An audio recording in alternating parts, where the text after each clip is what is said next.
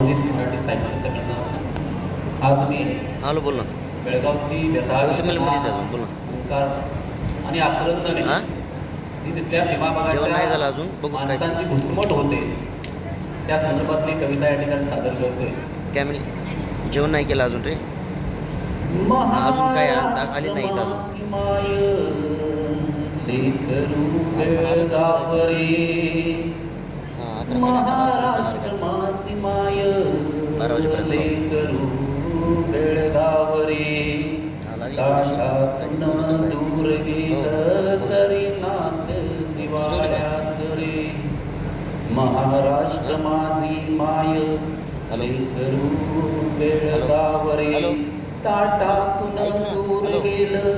तरी नात जिव्हाळ्याच रे, 70 वर्षाची ही जखम, 70 वर्षाची ही जखम अजून ओलावते डोळे, सीमेवरी मराठी माणूस दुःख पचवी खोल मोल,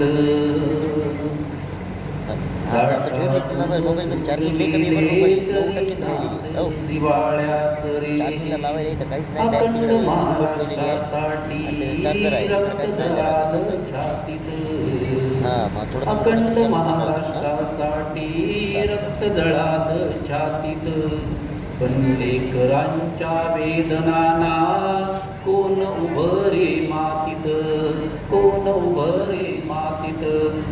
बेळगावाची हाक ऐक कारवाराचं दुःख बघ, बेळगावाची हाक ऐक कारवाराचं दुःख बघ, विदर्भालकीच्या अश्रूमधला मराठीपणाचा चढतो मेघ,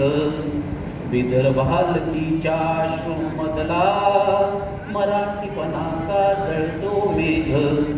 माय तुझ्या कुशीत यावं, माय तुझ्या कुशीत यावं हीच लेकरांची आस, सीमेवरती घुसमट होते तुटतो अंतरीचा श्वास, तुटतो अंतरीचा श्वास, भाषा माती संस्कृतीचा, भाषा माती संस्कृतीचा लढा अजूनही पेटतोय, भाषा माती संस्कृतीचा लढा अजून पेटतोय, महाराष्ट्रात तुझं लेकरू तुझ्या वाचून रडतोय, तुझ्या वाचून रडतोय, जखम सीमा भागाची, जखम जुन्या सीमा भागाची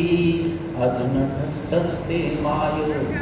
जखम तुझ्या सीमा भागाची अजून ठसठसते माय, 70 वर्ष उलटून गेली तरी न संपली हाय, तरी न संपली हाय, तरी न संपली हाय,